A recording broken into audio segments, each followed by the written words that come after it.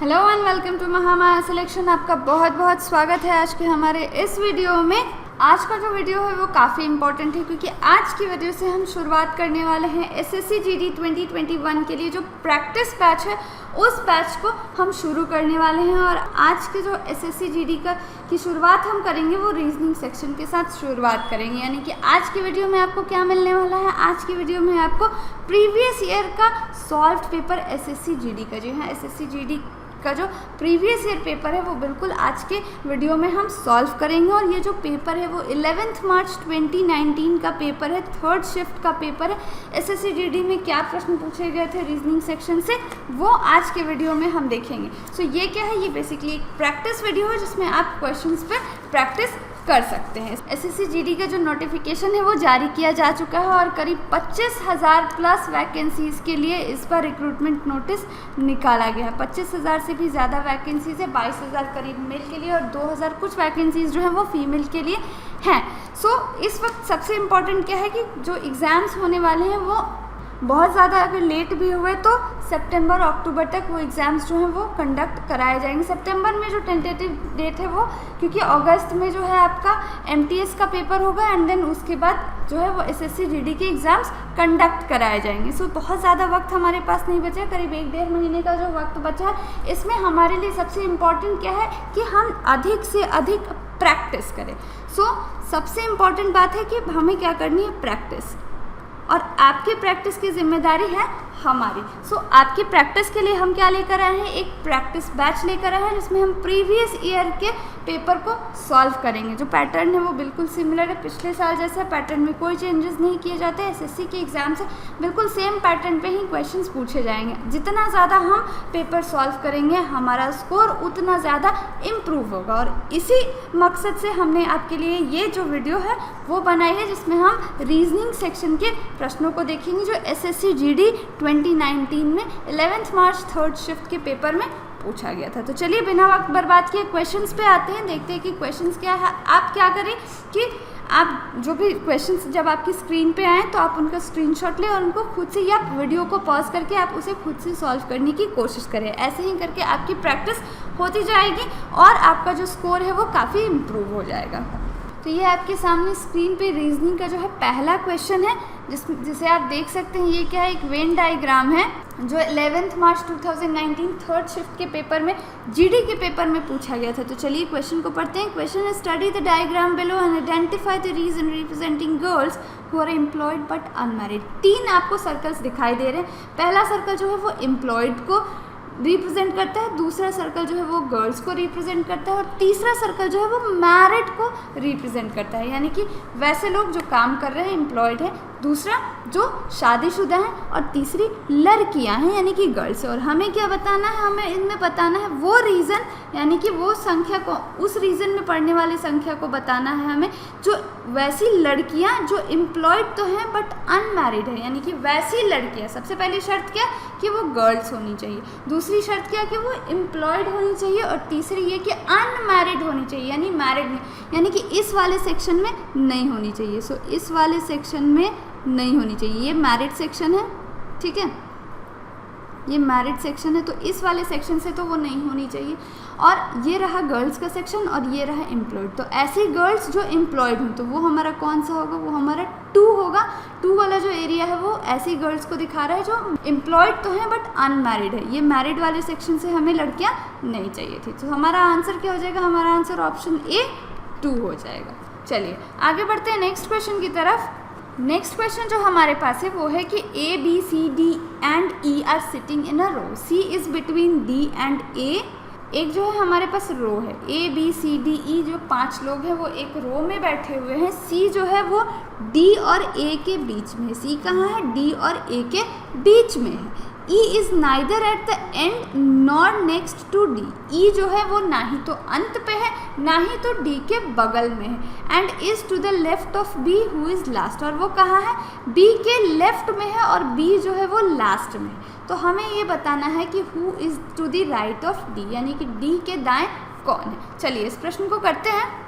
इस क्वेश्चन में सबसे पहले क्या है कि A B C D E जो है वो एक रो में बैठे हैं, ठीक है। चलिए मान लिया हमने कि वो एक रो में बैठे हैं। सी कहाँ है, सी इज़ बिटवीन डी एंड ए, तो सी यहाँ है यहाँ पे हमारा D है और यहाँ पे हमारा A है, या फिर ऐसे भी तो हो सकता है कि C हमारा यहाँ हो, A हमारा यहाँ और D हमारा यहाँ हो। चलिए अब आगे क्या है, E is neither at the end nor next to D।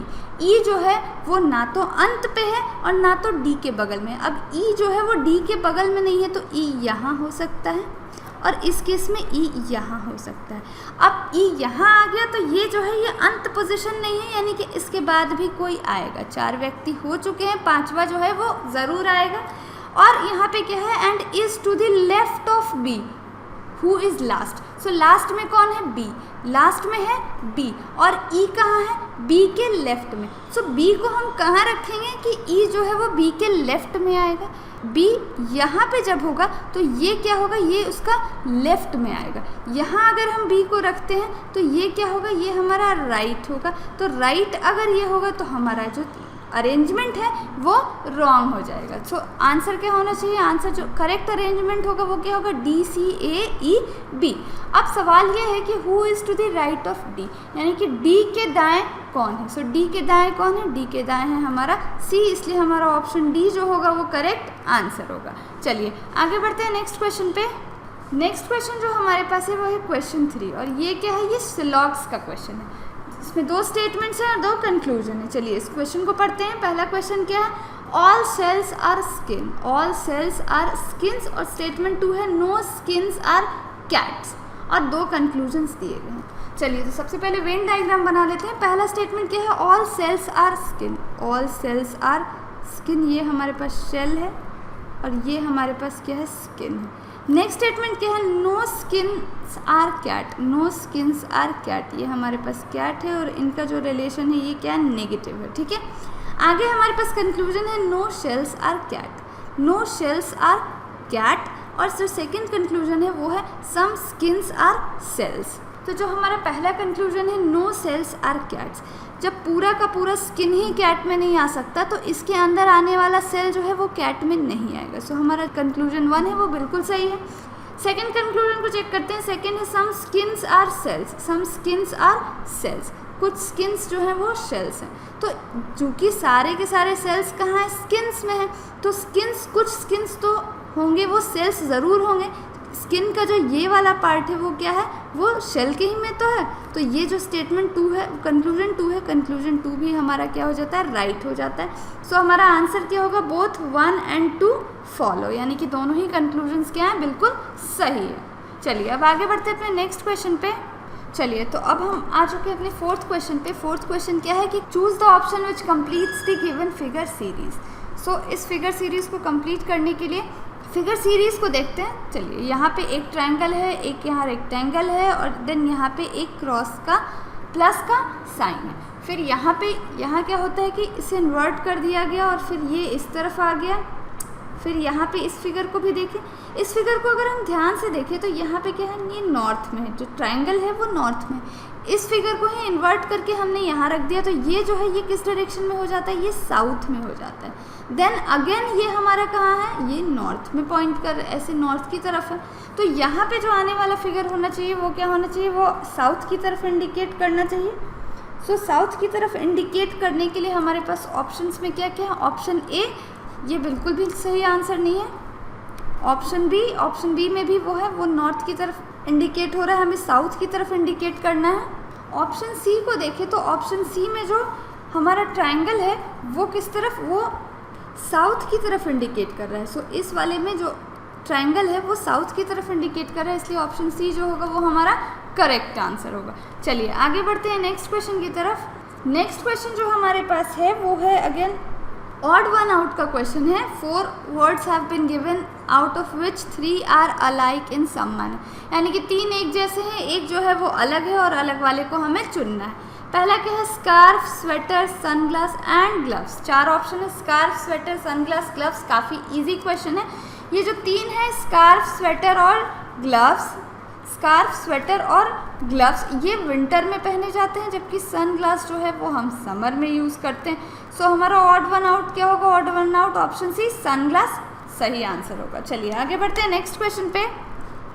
Next जो हमारे पास क्वेश्चन है वो है कि 4 letter clusters have been given out of which 3 are alike. Again odd one out का है, जो यहाँ पे 4 जो है हमें लेटर क्लस्टर्स दिए गए हैं, 3 लेटर्स के क्लस्टर्स हैं और इनमें से एक जो है वो थोड़ा अलग लॉजिक पे है, बाकी 3 सेम लॉजिक पे हैं और हमें ये पता करना है। चलिए देखते हैं कि क्या है। चलिए शुरुआत ऑप्शन ए से करते हैं। ऑप्शन ए में क्या गिवन है, RSU। R से S कैसे जाएंगे, +1। S से U कैसे जाएंगे, +2। फिर हमारे पास क्या है, YAC। Y से A कैसे जाएंगे, +2। A से C कैसे जाएंगे, +2। अब यहीं पे तो हमें थोड़ा डिफरेंट लग रहा है कि ये क्या है, +1 +2 और यहाँ पे +2 चलिए आगे चेक कर लेते हैं। आगे है हमारे पास LNP। यहाँ से L से N कैसे जाएंगे, +2 और N से P कैसे जाएंगे, +2। सो अब यहाँ पे हमें थोड़ा क्लियर हो रहा है कि ऑड वन आउट में होगा तो वो हमारा RSU होगा। लेकिन एक ऑप्शन अभी भी हमारे पास बचा हुआ है, उसे भी चेक कर लेते हैं, CEG। सो C से E कैसे जाएंगे, +2। E से G कैसे जाएंगे, +2। यानी कि जो डिफरेंट है वो क्या है, +1 +2 वाला ऑप्शन ए RSU डिफरेंट है। चलिए आगे बढ़ते हैं नेक्स्ट क्वेश्चन पे। नेक्स्ट क्वेश्चन जो रीजनिंग में हमारे पास है वो ये है कि AOMHK and U are sitting in a circle facing centre. AOMHK and U are sitting in a circle facing centre. जो हमारे पास कितने लोग हैं, 6 लोग हैं, ये सेंटर की तरफ मुंह करके बैठे हैं।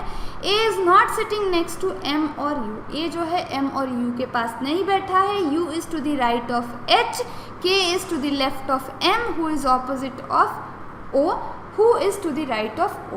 तो ये अरेंजमेंट हमें दी गई है और हमें एक सर्कुलर सीटिंग अरेंजमेंट बनाना है। तो चलिए शुरू करते हैं, अरेंज करते हैं ना। चलिए शुरू करते हैं इसको बनाना। सबसे पहले क्या करेंगे, एक सर्कल बना लेते हैं। ये बन गया हमारा सर्कल। कितने लोग हैं, 1 2 3 4 5 एंड 6। 6 लोग हैं जो आमने सामने बैठे हैं एक दूसरे के। अब हमारे पास जो स्टेटमेंट्स दिए गए हैं, A is not sitting next to M और U is to the right of H, K is to the left of M, who is opposite O। So हमें कोई भी जो स्टैटिक स्टेटमेंट है वो नहीं पता। एक स्टैटिक स्टेटमेंट हमारे पास क्या है, left of M who is opposite of O, यानी M और O क्या है, एक दूसरे के ऑपोजिट है। सो M हमारा कहाँ हो गया, यहाँ हो गया, तो O हमारा यहाँ हो गया। ये तो हमारे पास फिक्स हो गया और O इसके ऑपोजिट में है। देन अब हमारे पास क्या है, इसे हम कैसे लिंक करेंगे, K is to the left of M, K is to the left of M। M का लेफ्ट कौन सा होगा, सारे किधर है, सेंटर की तरफ मुंह करके बैठे हैं, सारे इस तरफ मुंह करके बैठे हैं। तो M का लेफ्ट किधर होगा, M का लेफ्ट ये होगा, तो K हमारा जो होगा वो यहाँ होगा। आगे U is to the right of H। U जो है H के राइट में है, लेकिन अभी U और H की पोजीशन हमें नहीं पता।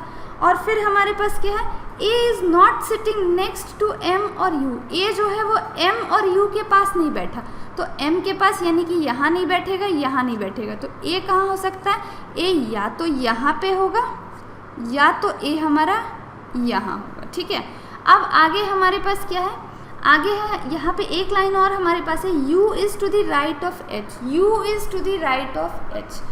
तो अब अगर A यहाँ होगा तो U और H के लिए जगह नहीं बचेगी। सो A हमारा कहाँ होगा, यहाँ, और U और H यहाँ होंगे। चलिए यहाँ से A को हटा देते हैं।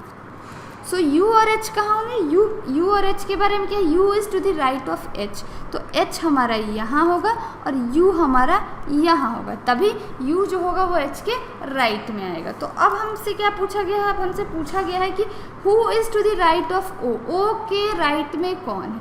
सो O हमारा यहाँ है और O के राइट में हमारे पास क्या है, O के राइट में है A, तो हमारा ऑप्शन B जो है वो करेक्ट आंसर हो जाएगा। चलिए आगे बढ़ते हैं नेक्स्ट क्वेश्चन पे। Choose the option figure in which problem figure is hidden. Hidden और एम्बेडेड फिगर हमें पहचानना है। तो चलिए फिगर आप एक बार ध्यान से देख लीजिए। फिगर हमारे पास क्या है, फिगर है हमारे पास ये वाली, ये हमारे पास गिवन फिगर है और ऑप्शंस A B C और D हैं और हमें बताना है कि ये किस में है। सो ये जो फिगर है, अगर ये वाले में तो बिल्कुल भी नहीं है क्योंकि ये बिल्कुल सीधा सीधा है, और ये क्या है, ये थोड़ा सा स्लाइटली टेढ़ा जैसा है, तो ऑप्शन B तो नहीं है। ऑप्शन ए को देखें तो ये जो है, ये फिगर बिल्कुल ऑप्शन ए में है। हमारा ऑप्शन ए क्या है, करेक्ट आंसर होगा। बाकी ऑप्शंस भी चेक करने की हमें ज़रूरत नहीं। चलिए आगे बढ़ते हैं नेक्स्ट क्वेश्चन पे। चलिए इसको करते हैं। हमारे पास क्या दी गई है, क्वेश्चन नंबर 9 जो है वो क्या है, सीरीज़ है। सो सीरीज़ है, देख लेते हैं कि हाँ नंबर्स जो है वो काफ़ी बड़े बड़े तो लग रहे हैं। 1024 क्वेश्चन मार्क 1600 2000 2500 और 3125। सो ये नंबर्स हमारे पास है। नंबर्स काफ़ी बड़े हैं लेकिन इनका जो अंतर है वो इतना बड़ा नहीं है कि हम ये सोच सके कि यहाँ पे मल्टीप्लिकेशन लगेगा। सो यहाँ पे मल्टीप्लिकेशन का लॉजिक तो बिल्कुल भी नहीं लगेगा। चलिए देखते हैं यहाँ क्या हो सकता है। तो यहाँ पे हमारे पास क्या है 1024 क्वेश्चन मार्क 1600 2000 2500 और आखिरी जो है हमारे पास नंबर वो क्या है, वो है 3125। ठीक है, चलिए अब यहाँ पे डिफरेंस लेके देखते हैं। यहाँ क्या आ रहा है 400, यहाँ क्या आ रहा है 500 और यहाँ डिफरेंस 2500 और 3125 का डिफरेंस हमारे पास क्या आ रहा है, ये आ रहा है 625। 400 500 625 कुछ साफ साफ क्लियर नहीं हो रहा है। एक बार और डिफरेंस लेके देखते हैं। ये क्या है 100 का डिफरेंस है और 500 और 125 500 और इसमें कितने का डिफरेंस है, ये यहाँ पे 125 का डिफरेंस है। तो अब क्या सीरीज़ बन रही है, 100 यहाँ 125। तो यहाँ क्या हो सकता है, यहाँ अगर 80 का डिफरेंस हो, यहाँ अगर 80 का डिफरेंस होगा तो ऊपर में हमारे पास कितना हो जाएगा, 400 में से 80 को हम माइनस करेंगे तो 320 और उसके बाद यहाँ पे 80 है। तो यहाँ पे अगर हम आगे देखें तो आगे अगर 64 का डिफरेंस हो जाए तो यहाँ पे क्या हो जाएगा, यहाँ पे 256। सो अब यहाँ पे क्वेश्चन मार्क की जगह क्या आना चाहिए, 1600 में से हमने 320 माइनस किया या फिर 1024 में से 256 जोड़ दिया तो हमारे पास क्या आएगा 1280। यानी कि क्वेश्चन मार्क की जगह क्या होना चाहिए 1280, यानी कि ऑप्शन सी हमारा करेक्ट आंसर होगा। चलिए आगे बढ़ते हैं नेक्स्ट क्वेश्चन पे।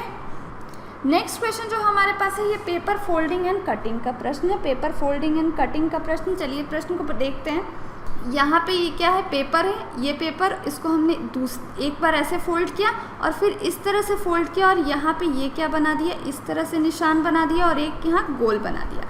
अब खोलने पर ये क्या बनेगा ये हमें बताना है। तो खोलने पर हम क्या करते हैं, हम बिल्कुल मिरर इमेज बनाते चलते हैं। इसी फिगर की हम मिरर इमेज बनाते चलेंगे। यहाँ पे हम क्या करेंगे कि इस फिगर की बिल्कुल मिरर इमेज, यानी कि जैसा यहाँ है बिल्कुल वैसा ही यहाँ, और इसकी मिरर इमेज यानी कि ठीक इसका उल्टा कॉपी जो होगा वो ऊपर होगा और इस तरफ भी होगा। तो जब हम इस फिगर की मिरर इमेज बनाते चलेंगे तो हमारे पास कैसा फिगर होगा, ये तो बिल्कुल भी नहीं होगा, ये तो बिल्कुल अटपटा है। ये वाला जो फिगर है हमारा, जो सेकंड फिगर है, ये जो है बिल्कुल सही है। मिरर इमेज, इस फिगर का मिरर इमेज जो है इस फिगर का, ये जो स्पेशल फोर्थ जो सेक्शन है ना, छोटा सा सेक्शन, हम क्या करेंगे कि चारों खानों में, चारों जो स्पेस दिए गए हैं इनमें इसका ही मिरर इमेज बनाएंगे और ऐसा बनाएंगे तो हमारे पास ये आकृति बन के निकलेगी। यानी कि ऑप्शन बी जो होगा वो हमारा करेक्ट आंसर होगा। पेपर फोल्डिंग एंड कटिंग वाले क्वेश्चंस में हमें कुछ नहीं करना, जो छोटा सेक्शन हमें दिया गया उसका मिरर इमेज बनाने हैं हमें। चलिए आगे बढ़ते हैं नेक्स्ट क्वेश्चन पे। नेक्स्ट क्वेश्चन अगेन हमारे पास है, ये मिरर इमेज बनाने का ही है। सो यहाँ पे काफ़ी इजी क्वेश्चन है। इसका क्या करना है, हमें मिरर इमेज बनाना है। यहाँ पे हमने रख दिया, ये रहा हमारा फ्रेम। तो ये हमारे पास कैसे बनेगा, ये हमारे पास इस तरीके से बनेगा। यानी कि इस तरीके का जो हमारा फिगर होगा, ऑप्शन ए रॉन्ग है, ऑप्शन बी अगेन रॉन्ग है। चलिए देखते हैं बाकी ऑप्शंस को। ऑप्शन सी जो है ये हमारा बिल्कुल करेक्ट आंसर है। तो ऑप्शन सी क्या होगा, सही उत्तर होगा इस प्रश्न का। आगे बढ़ते हैं अगले प्रश्न पे। सो नेक्स्ट क्वेश्चन जो हमारे पास है वो है कि some boys are sitting in a row facing north. Ganesh is 7th on the left of Akshit. Vinay, who is 20th in the row from the left, is 7th on the right of Akshit. If Kamal, who is 3rd on the right of Ganesh, Kamal is 20th in the row from right, how many boys are there in the row? So ये जो रो हमें दी गई है, linear seating arrangement है, ये हमें solve करना है। तो चलिए इस क्वेश्चन को करते हैं। सबसे पहले क्या है कि Ganesh is 7th on the left of Akshit. Ganesh is 7th on the left of Akshit. So Ganesh यहाँ पे है और ये अक्षित के क्या है, 7th है। तो अक्षित हमारा कहाँ होगा, यहाँ होगा। तो इससे 7th, तो 1 2 3 4 5 6 और ये हो गया हमारा 7th गणेश। ठीक है। Vinay who is 20th in the row from the left. Vinay कहाँ है, रो लेफ्ट से 20th पे है। विनय हमारा जो है वो लेफ्ट से 20 पे है। यानी कि विनय अगर हमारा यहाँ है तो इससे पहले 19 लोग हैं। चलिए सो ये क्या हो गया, ये विनय है और इससे पहले कितने लोग हैं, 19 लोग हैं, क्योंकि ये लेफ्ट से कितना है, लेफ्ट से 20वां है। अब आगे इस 7th on the right of Akshit. Vinay कहाँ है? अक्षित के 7th राइट, अक्षित के 7th राइट पे विनय है, यानी कि अक्षित हमारा कहाँ होगा? अक्षित हमारा यहाँ होगा, इस पोजीशन पे होगा। ये हमारा कौन है? ये हमारा अक्षित है। चलिए अब आगे है हमारे पास, if Kamal who is 3rd on the right of Ganesh. अब कमल कहाँ है? 3rd on the right of Ganesh, तो गणेश कहाँ होगा? गणेश होगा हमारा यहाँ। ये पोजीशन जो है वो गणेश की है, ये वाली पोजीशन गणेश की है, और कमल जो है वो 3rd to the right of Ganesh है, यानी कि 1 2 3 कमल, यहाँ पे कमल है हमारा। अब आगे क्या है?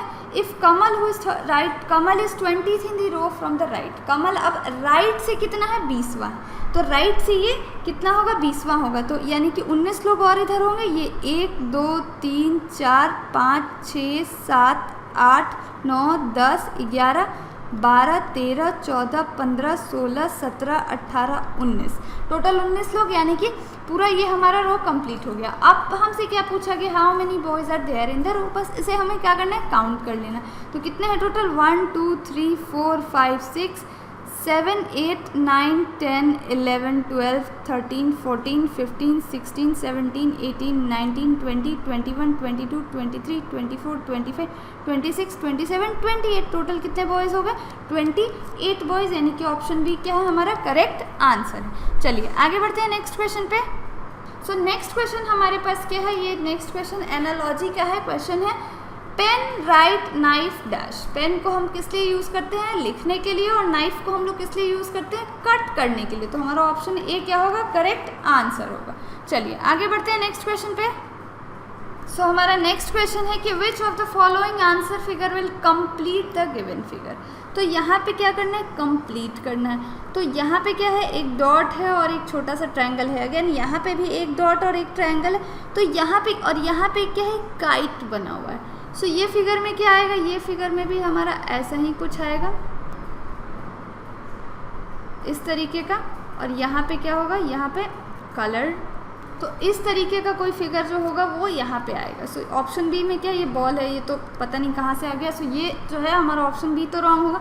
ऑप्शन ए क्या है? Option A he correct answer है, क्योंकि यही फिगर है। ये फिगर यहाँ पे इंसर्ट करेंगे तो फिगर जो है हमारा कंप्लीट हो जाएगा, यानी कि ऑप्शन ए क्या है? करेक्ट आंसर है। चलिए आगे बढ़ते हैं नेक्स्ट क्वेश्चन पे। चलिए नेक्स्ट क्वेश्चन हमारे पास क्या है? ये भी एनालॉजी का क्वेश्चन है। TSQ JHG LTM question mark. TSQ JHG और LTM एंड क्वेश्चन मार्क है हमारे पास।